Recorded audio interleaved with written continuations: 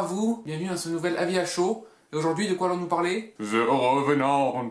Réalisé par Alejandro Inarritu. Désolé pour mon piètre accent espagnol, bon j'avoue que j'ai fait allemand LV2, donc du coup, je suis baisé. Avec Leonardo DiCaprio qui a enfin eu son Oscar avec ce film. Mais bon, on reviendra sur l'Oscar plus tard. Tom Hardy, dans le rôle du méchant. L'acteur que je vois de plus en plus dans les films, mais que je me souviens jamais de son nom, et qui est l'homme avec les sourcils les plus froncés de tous les temps.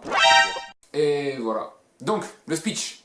Concrètement, c'est une bande de trappeurs qui part chercher des peaux de bêtes en pleine pampa aux États-Unis. Et donc, ces Américains partis chasser se font attaquer par des Indiens à leur retour. Beaucoup sont morts, il reste une dizaine de personnes en vie. Dans ceux qui sont échappés, il y a donc DiCaprio dans le rôle de Glass et son fils. Par la suite, DiCaprio se fait attaquer par un ours. Pour pas trop spoiler, je vais être vague dans le scénario du film, on va dire. Après avoir été attaqué par un ours, DiCaprio est laissé pour mort. Mais en fait, en voyant son fils se faire tuer devant ses yeux par quelqu'un, ça va lui donner en fait la force de résister à la mort et donc du coup d'essayer de se relever et de survivre en pleine toundra pour retrouver le mec qui a tué son fils. Et le scénario finalement, c'est juste ça, c'est genre juste un mec qui essaye de survivre pour retrouver le mec qui a tué son fils, c'est tout. Donc finalement, le scénario n'est pas original, il n'est pas très consistant, mais du coup en fait le film se fout un peu du scénario, on va dire concrètement. C'est pas ça le truc important du film. C'est finalement The Revenant m'a fait penser en fait à Mad Max Fury Road, qui est sorti il y a presque un an maintenant, qui lui aussi avait un scénario qui était vraiment inexistant, mais qui du coup en fait genre était vraiment puissant dans ses images et dans l'action qu'il montrait, on va dire. Et du coup en fait on voit plusieurs effets de miroir, on va dire, entre Mad Max et The Revenant, dans le sens que du coup le scénario est inexistant et en fait genre tout est sur la beauté des images, la puissance et la force des paysages qui nous sont montrés. Et le jeu des acteurs. Même si dans Mad Max, le jeu des acteurs n'était pas exceptionnel non plus, quoi. Alors que là, par contre, dans The Revenant, niveau acteur, franchement, on est servi. Parce que DiCaprio joue vraiment un rôle vraiment puissant. DiCaprio a vraiment des scènes qui sont vraiment touchantes et poignantes et qui montrent vraiment qu'il s'est bien investi dans le personnage. Mais le problème, c'est que DiCaprio, on va dire, ça reste du DiCaprio. Enfin, il n'arrive pas à s'effacer assez pour faire apparaître un nouveau personnage, le personnage de Glass. Ça reste quand même trop du DiCaprio, on va dire concrètement. Vous prenez par exemple Johnny Depp dans Strictly Criminal. Concrètement, Johnny Depp on le reconnaît plus dedans. Enfin, c'est déjà parce qu'il est grimé, et en plus de ça parce que dans sa façon de jouer, dans sa façon de se tenir, dans sa façon de bouger et de se mouvoir, il est vraiment tout à fait différent de ce qu'on a pu voir avec Johnny Depp dans tous ses rôles. Et donc du coup, il arrive à se remplacer. Là, DiCaprio reste DiCaprio. Peu importe la blessure qu'il a, peu importe à quel point ses lèvres sont complètement niquées par le froid, peu importe le fait qu'il respire vachement bruyamment en fait, à cause du fait qu'il a plein de blessures partout et du coup il a du mal à respirer, peu importe tout ça, ben, on voit encore DiCaprio. Et donc du coup il n'arrive pas à effacer sa propre personnalité pour en faire apparaître une autre.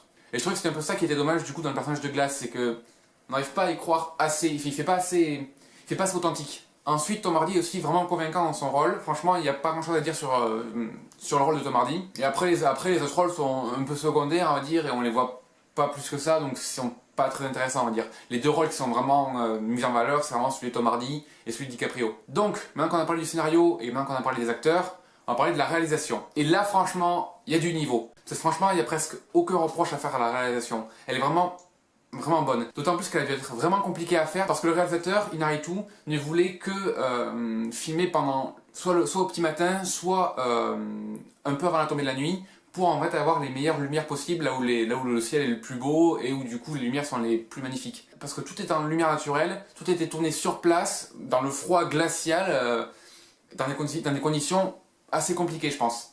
Et donc du coup, ça fait que le film a cette puissance, on va dire, qui se dégage du territoire sauvage dans lequel il est, on va dire. Parce que du coup, même si ça a pris vachement de temps, les lumières sont vraiment parfaites. Il n'y a rien à dire sur ça, les lumières sont vraiment hallucinantes. Il y a énormément de plans séquences. Je pense que à peu près 2/3 du film est en plan séquence. Pour ceux qui ne savent pas, un plan séquence, c'est genre quand on filme une scène sans faire de coupure de caméra. Par exemple, dans un dialogue, dans un film ou dans n'importe quelle vidéo, normalement, la plupart du temps, il y a 2 caméras et une filme un personnage qui parle et l'autre filme le deuxième personnage qui parle. Et en fait, ça fait que couper pour passer en fait d'un personnage à l'autre et qu'on puisse voir le dialogue, on va dire, avec les 2 caméras, quoi. Double, t'es bien chaud pour Ted.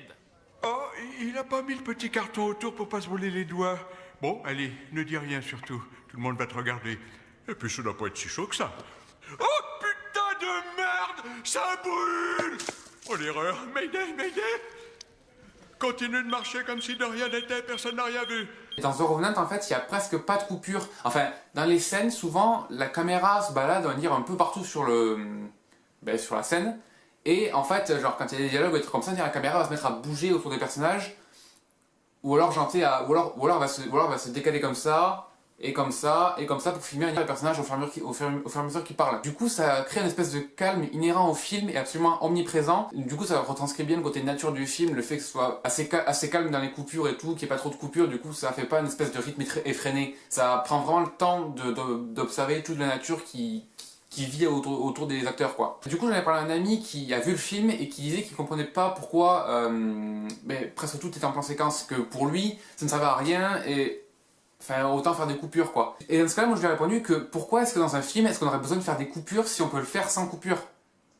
Enfin, autant dans un film d'action, quand ça bouge de partout, qu'il y a des explosions un peu partout, que ce soit vachement effréné, qu'il y ait des coupures tout le temps pour montrer tous les moments de l'action qui se passent, ça peut être logique, parce que ça crée une espèce de rythme au truc. Mais dans un film normal où t'as pas beaucoup d'action, alors qu'il y a que des dialogues ou des trucs comme ça, je vois pas pourquoi est-ce qu'on pourrait pas juste tout faire ça en plan séquence, si on le peut. Parce que là où les questions se posent la question de pourquoi il faut faire un plan séquence, mais moi je me pose la question de pourquoi est-ce qu'il faudrait couper les scènes. D'autant plus que les coupures montrent un peu, on va dire, la voie de la facilité. Parce que justement, souvent un plan séquence c'est difficile à faire parce que il faut arriver à bouger la caméra parfaitement bien pour que ça colle parfaitement au mouvement des acteurs. Il faut que les acteurs arrivent à dire leur texte et à faire tout ce qu'ils ont à faire sans se tromper une seule fois. Ça entraîne plein de complications le plan séquence. Donc je trouve ça normal que dans la plupart des films, les gens ne se font pas chier à faire des plans séquences parce que justement c'est très compliqué à faire.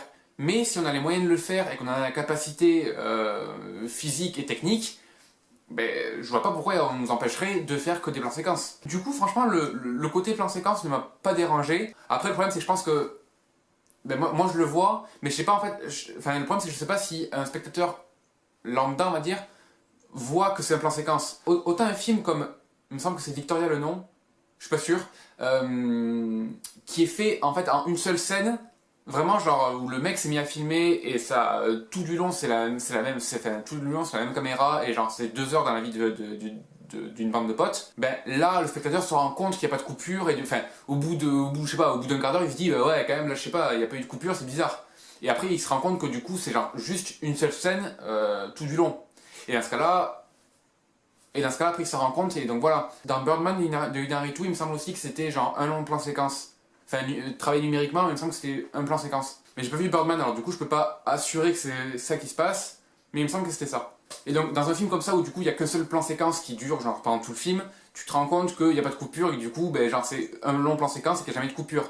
Donc là après voilà le spectateur se rend compte, autant dans The Revenant comme les scènes font genre je sais pas 5 minutes, s'il n'y a pas de coupure pendant 5 minutes et qu'après il y a une coupure, peut-être que le spectateur n'a pas le temps de se rendre compte que du coup il n'y a pas de coupure et que du coup c'est que des plans séquences. Donc du coup j'avoue que je sais pas si tout le monde s'est rendu compte qu'il y avait presque que des plans séquences dans le film. Ce calme qui je trouve est instauré par le plan séquence donne des situations un peu malsaines presque on va dire dans certaines scènes. Genre par exemple la scène de l'ours qui est montrée à la bande-annonce et qui est en fait le moment déclencheur du scénario on va dire. Le fait qu'il n'y ait aucune coupure, ça fait qu'en fait c'est comme si on était, on va dire, assis à côté DiCaprio, on va dire, et qu'on le regardait en fait se faire, déchiqueté par l'ours, quoi. Le fait qu'il n'y ait pas de coupure, c'est presque oppressant, on va dire, je trouve, dans cette scène-là, parce que franchement, et donc de voir l'ours s'acharner sur DiCaprio, on va dire, qui faiblit, on va dire, coup après coup, alors qu'il fait comment déchiqueté par l'ours, qui lui arrache des lambeaux de chair et tout, la scène est vraiment puissante, et on va dire, à chaque coup rajouté par l'ours, on a une espèce de recul en mode, oh, ça va faire mal, ça. Il n'y a pas beaucoup de films qui me donnent cette sensation d'oppression et de douleur, on va dire, en empathie du personnage. Mais celui-là réussit à faire cette chose-là, et du coup, je lui accorde ça comme mérite, quoi. La scène où il cautérise ses plaies aussi au bord de la rivière, pour ceux qui ont vu le film, m'a aussi, genre, fait ce recul en mode non, fais pas ça, t'as fait ça. Après, mis à part ça, j'en reste que le film est peut-être un poil long quand même. Enfin, il y a beaucoup de scènes où on montre le paysage, autrement qui ne servent pas à grand chose. Souvent du coup un film qui dure 2h40 où il n'y a presque aucun dialogue, de temps en temps le temps on va dire devient un peu long quoi. Même si encore une fois, j'en reste que le fait de montrer les paysages et tout, après on en prend quand même plein la vue, du coup c'est quand même beau à voir, mais c'est juste que du coup c'est un peu long. D'autant plus que je sais que le film est en streaming et en téléchargement sur internet depuis déjà 2 mois je crois. En VO sous-titré, mais pour moi c'est carrément du blasphème de regarder un film comme ça sur un écran genre de ce taille-là. Ce genre de film, concrètement, sachant que le scénario est pourri, il faut le voir genre dans les bonnes conditions, parce que sinon tu vas pas profiter pleinement du film.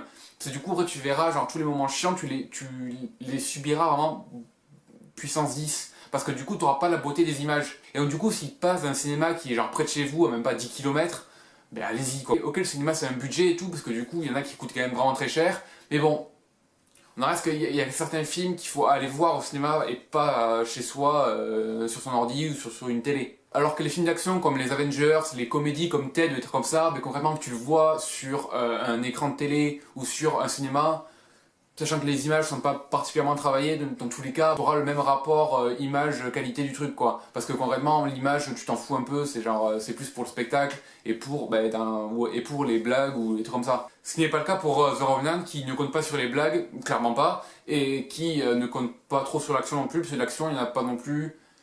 Enfin, c'est pas des grosses scènes d'action à l'Avengers quoi, c'est genre juste des scènes de bataille contre des ours ou contre des hommes, donc du coup. C'est pas des grosses batailles vraiment épiques. Et donc du coup, est-ce qu'au final DiCaprio méritait son Oscar pour ça? J'avoue que je sais pas. Franchement, je trouve pas que ce soit son meilleur rôle. Je dis pas qu'il en méritait pas un, mais pas forcément pour ce film-là. Après, on reste que les Oscars, ben, ça dépend justement des autres personnes en lice dans la catégorie. Et donc, bon, je sais pas pour les autres années. Et franchement, pour cette année, avec les autres gens qui étaient en lice, ben, je trouve que leur film était pas forcément meilleur que The Revenant.